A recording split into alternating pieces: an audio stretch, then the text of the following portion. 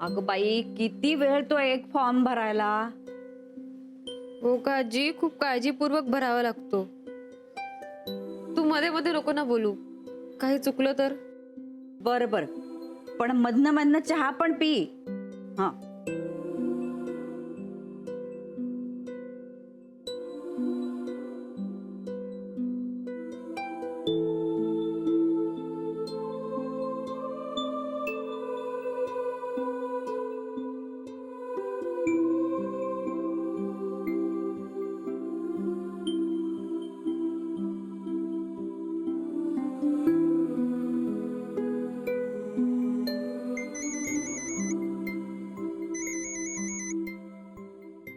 Manasi? What a surprise.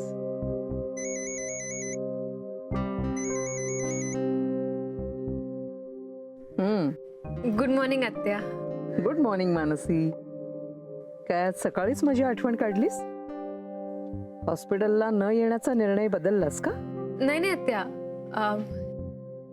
Actually जरा वेगळं काम होतं माझं. बोलू ना हो, येस येस, बोल ना. आत्या? ऍक्च्युली मला माझा लास्ट मंथचा चेक नाही मिळालाय, म्हणजे मीच तो घ्यायला विसरून गेलीये.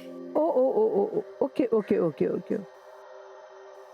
ठीक आहे, मी एक काम करते, मी अकाउंट्स डिपार्टमेंटला विचारते. पण काही अर्जंट आहे? नाही नाही, ते ऍडमिशनची फी भरायची होती ना, सो त्यामुळे. हो, येस येस. नाही नाही, मग एक काम कर, तू आज हॉस्पिटलला ये आणि चेक घेऊन जा. आत्या सॉरी, पण एक रिक्वेस्ट आहे. काय? तुम्ही प्लीज तो चेक कुरिअर करू शकता किंवा ऑनलाईन ट्रान्झॅक्शन? करू शकेन, पण रिक्वेस्ट रिजेक्टेड. अगं तू खरंच ये हॉस्पिटलला. अगं त्यानिमित्ताने एक भेट तरी होईल ना. नाही नाही आत्या, हॉस्पिटल नको प्लीज. नाही, मला भेटायचंय तुला मानसी. प्लीज ये. आत्या प्लीज माझी रिक्वेस्ट समज. मी जशी रिक्वेस्ट रिजेक्ट केली ना, तशी रिजेक्ट करू नको. फक्त एकदाच ये आणि भेटून जा. Okay, bye. बर, वाट बघते.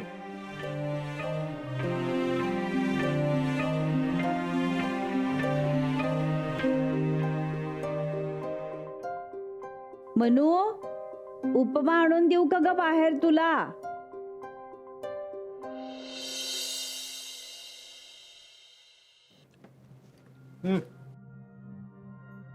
ते आलं का? हम्म. तिकडे आहे ना,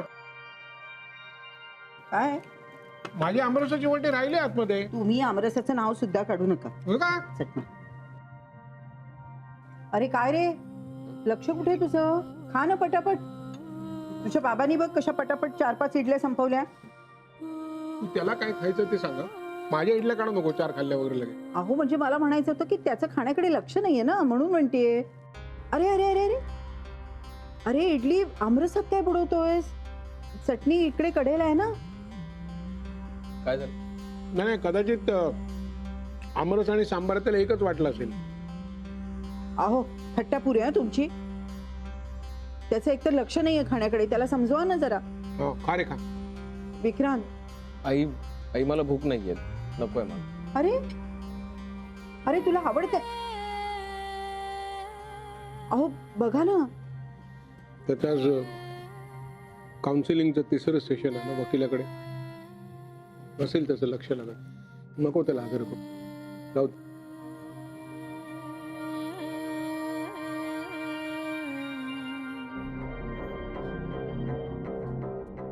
मोना, आधी बस जरा. आजोबा, मला निघायला उशीर होतोय, प्लीज आता नको. मला माहित आहे, पण बस जरा, मला बोलायचंय. ओके फाईन, तुम्हाला जे काय बोलायचंय ते बोला इकडेच. आता तुझी कोर्टाची तारीख कधी आहे? तुझं पुढचं सगळं काय आहे? तू आम्हाला आधी काही सांगणार आहेस की नाही? आजोबा, मी तुम्हाला आता काहीच सांगू शकणार नाहीये. रादर मी कोणालाच आत्ता काही सांगू शकणार नाही. याला काय अर्थ आहे? आम्ही तुझ्या घरची माणसं आहोत, आम्हाला कळायला नको? हे बरं आहे ना तुमचं. म्हणजे मी तुम्हाला प्रत्येक गोष्ट सांगायची, तुम्हाला विश्वासात घ्यायचं. आणि मनूचं काय? मनूने आज दिल्लीचा एवढा मोठा बॉम्ब फोडला, तिला काहीच बोलला नाहीत ना तुम्ही? हे बघ, तिचं काय ते मी तिला विचारीन. तुला विचारलेल्या प्रश्नाचं उत्तर दे. त्याच्यावर अनेक गोष्टी अवलंबून आहेत. आजोबा, पुन्हा एकदा सांगते, मी आता तुम्हाला काहीही सांगू शकणार नाहीये. तसंही मानसीने जो बॉम्ब फेकलाय त्याच्यामुळे मला तर विचार करावा लागणारच आहे. मला आता काही विचारू नका तुम्ही, प्लीज. बघितलं, तुमच्याशी बोलण्याच्या नादात चार्जर विसरलीये मी. उशीर होतोय ना आजोबा मला.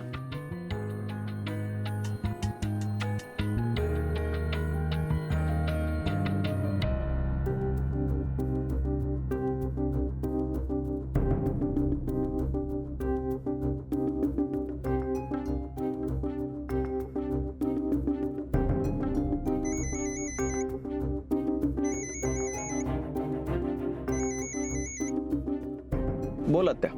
हॅलो विक्रांत, निघालायस का? हो का, काही अर्जंट आहे का? हो, खूप अर्जंट आहे. तू आत्ताच्या आत्ता इथे ये. का, काय झालं? तू निघ आधी. मानसी येते इथे. हो, ओके.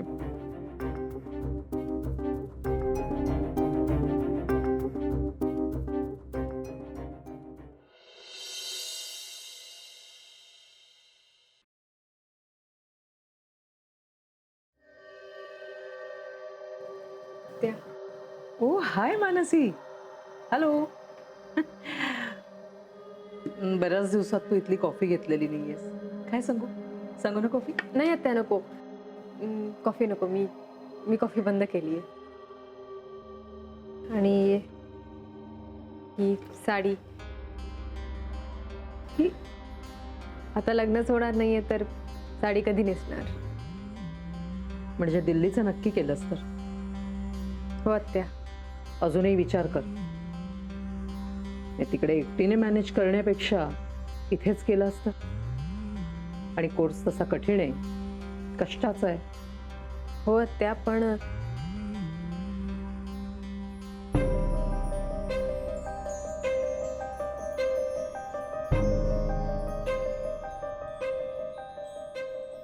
तूच सांगितला. दिल्लीला जायचं फायनल केलं हिने. मी म्हटलं तिला की इथे केलंस तर तुलाही सोपं पडेल. आणि कसं, एंट्रन्सला तुला मार्क्सही चांगले पडलेले आहेत, त्यामुळे तुझ्या मेरिटवर तुला इथे ॲडमिशन मिळू शकेल. वाटल्यास आपणही थोडासा प्रयत्न करू. नाही आत्या, आता ठरलंय माझं. मला नाही राहायचं इथे. मुंबईत राहून शिकायची माझी इच्छा नाही. बघ रे विक्रांत, तूच सांगत हिला काहीतरी. इथे राहून शिकण्याचे खूप फायदे आहेत मानसी.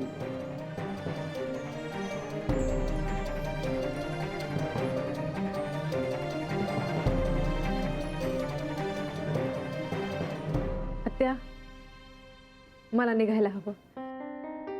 आत्या, आज काउन्सिलिंगचं 3rd सेशन आहे माझं. मला निघायला हवं. आणि हा, तुमचा जो विषय चालला होता त्याबद्दल मला एकच सांगायचं. मानसीने कुठेही जायचं नाही. तिने इथेच राहायचं. येतो.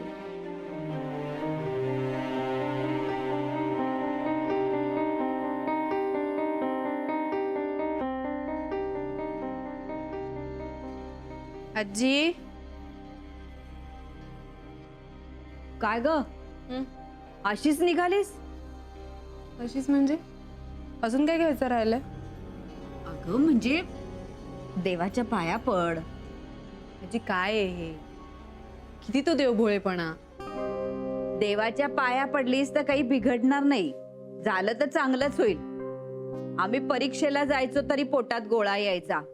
तू तर कोर्टात निघालीस. कसं आहे ना आजी, मनात हिम्मत गोळा केली ना की मग युद्धावर जरी जायचं झालं तरी पोटात गोळा येत नाही. आणि मी तर काय कोर्टात चालले.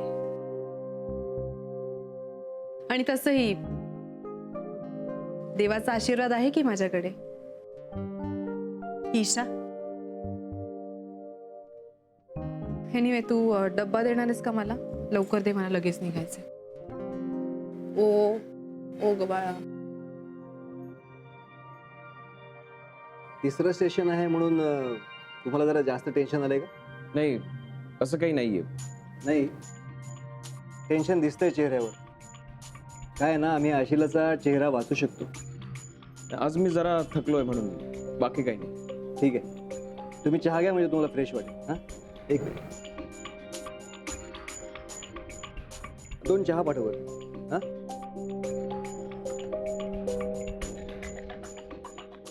ओके. आजचं सेशन शेवटचं असू शकतं, त्यामुळे आज ॲग्रेशन महत्वाचं. आपण अटॅकिंग मोडवर राहूया आणि मुलीचा मुद्दा उचलून धरूया. हां आणि हो, एक महत्वाची गोष्ट विचारायची तुम्हाला. हां, बोला ना. आपण मुलीच्या मुद्द्यावर स्ट्रेस करणार आहोत, पण त्याआधी मला सांगा की तुम्ही मुलीचा सांभाळ नीट करू शकणार आहात का? का असं का विचारताय तुम्ही? नाही, तुमची आत्ताची मानसिक अवस्था तशी पूरक वाटत नाही मला, म्हणून विचार. आणि कसं आहे ना की सगळ्यात महत्त्वाची आणि ऑब्व्हियस गोष्ट आहे की तुम्ही मुलीची आई नाही. आणि तुम्हाला तर माहिती आहे की कायदा तर आईच्या बाजूने असतो, त्यामुळे आपल्याला खूप खूप प्रयत्न करावे लागतात की ईशाला सांभाळायला तुम्ही मानसिकरित्या खरंच तयार आहात का? मॅडम,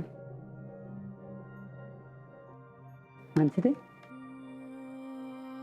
अरे रघु, कसा आहेस? मी ठीक आहे. तुम्ही परत येत आहे ताई? नाही नाही, मी आता मुंबईतच नसणार आहे. मला वाटलं तुम्ही आज आलात तर बरे येतात नाही.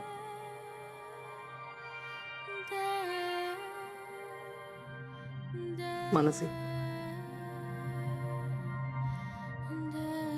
हा तुझ्या पगाराचा आणि हा दुसरा तुला माझ्याकडून भेट. कारण बऱ्याच खर्चांना तोंड द्यायचंय तुला आता. नवीन पुस्तकं, इतर सगळं सामान वगैरे. त्यासाठी माझ्याकडून केलेली छोटीशी मदत, प्रेमाने केलेली. आत्या नको प्लीज, मी फक्त माझा पगार घेईन. माझी इच्छा म्हणून तरी घे ना. आत्या हो, मला तुमच्यामुळे एक नवी दृष्टी मिळाली या प्रोफेशन बद्दल. खूप शिकायला मिळालं इथे. अजून काय हवं? खूप मोलाचा अनुभव घेऊन जाणार आहे मी. त्याचं मोल पैशात नाही होऊ शकणार. मला आणखी काही नको. तुझ्या भावनांचा मी आदर करते. आता विक्रांत तुला जे सांगून गेलंय, तरीही तू. त्याने म्हटलंय म्हणूनच मी थांबणार नाहीये. येते आत्या. Thank you. All the best. All the best.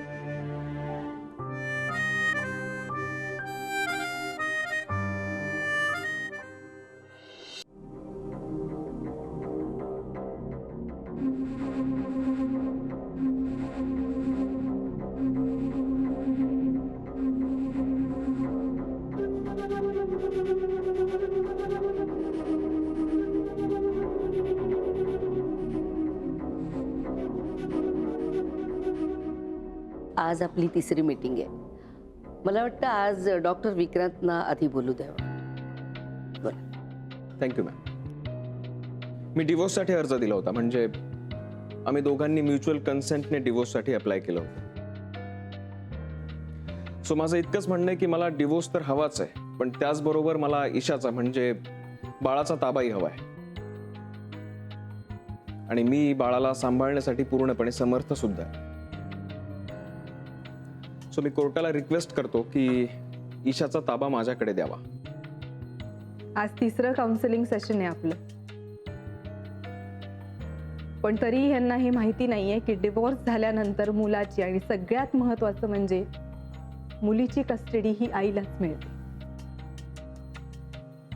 So मग ही रिक्वेस्ट कशाला?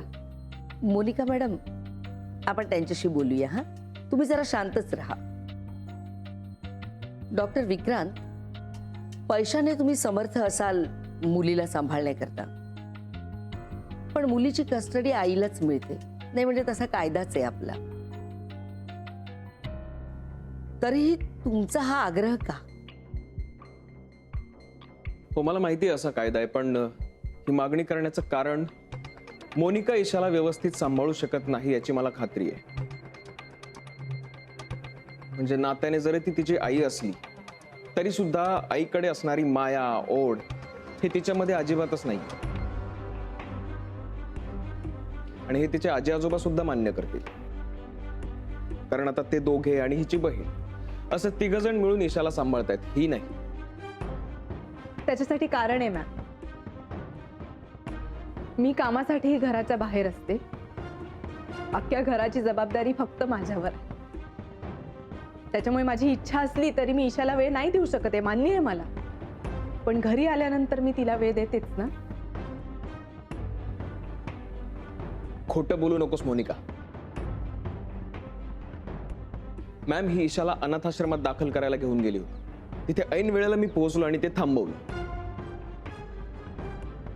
याची साक्ष अनाथाश्रमातल्या बाईही देऊ शकतील. आणि जी आई बाप जिवंत असताना सुद्धा आपल्या मुलीला अनाथाश्रमात टाकू शकते, ती काय तिचा प्रेमाने सांभाळ करणार आहे तुम्हीच सांगा.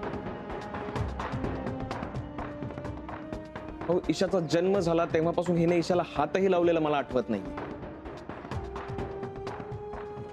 उलट ईशाला जेव्हा हिच्या शेजारी ठेवलं तेव्हा तिच्या रडण्यानं मला त्रास होतोय, तिचा आवाजाचा मला त्रास होतोय असं म्हणून तिला बाहेर काढ असं सांगितलं तिने. आणि अशा हजारो गोष्टी आहेत ज्यावरनं हे कळतं की हिचं ईशावर प्रेम नाहीये. सो ही तिला नाही सांभाळू शकत. हो, ईशाचा जन्म झाला तेव्हापासून हिने ईशाला हातही लावलेला मला आठवत नाही. आणि अशा हजारो गोष्टी आहेत ज्यावरनं हे कळतं की हिचं ईशावर प्रेम नाहीये.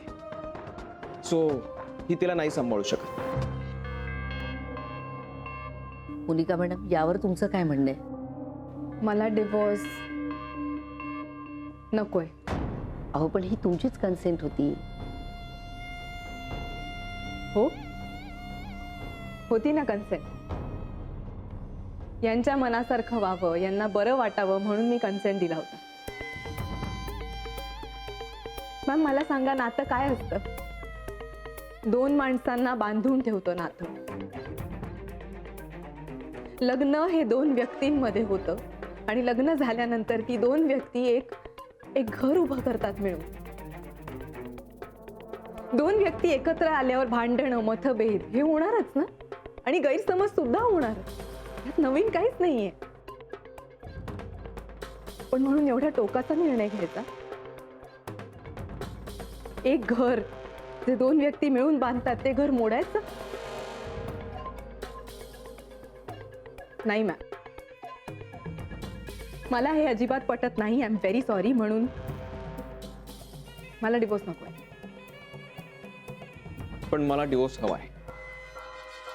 मॅम, म्युच्युअल कन्सेंट डिवोर्सचा अर्ज मी मागे घेते, विथड्रॉ करते. तो मला डिवोर्स नको. मॅम, मला डिवोर्स हवाय आणि ही असं का वागते हे मला कळत नाहीये. मी तुम्हाला सांगते ना, अर्ज मागे घेण्यासाठी हा विरोध करतोय कारण ह्याचं म्हणणं आहे की ही मुलगी आमची नाहीच आहे. पण जर ही मुलगी आमची नाहीये तर मग ह्याला त्याची कस्टडी कशाला हवी? I relief don't know. मला तेच कळत नाहीये विक्रांत. कारण ईशाची काळजी आहे मला. ही नाही तिला सांभाळू शकत. बाकी माझा दुसरा कुठलाही हेतू नाहीये मॅम. माझा आणि विक्रांतचा डिवोर्स होऊ नये म्हणून मी माझी आणि ईशाची DNA टेस्ट सुद्धा करायला तयार.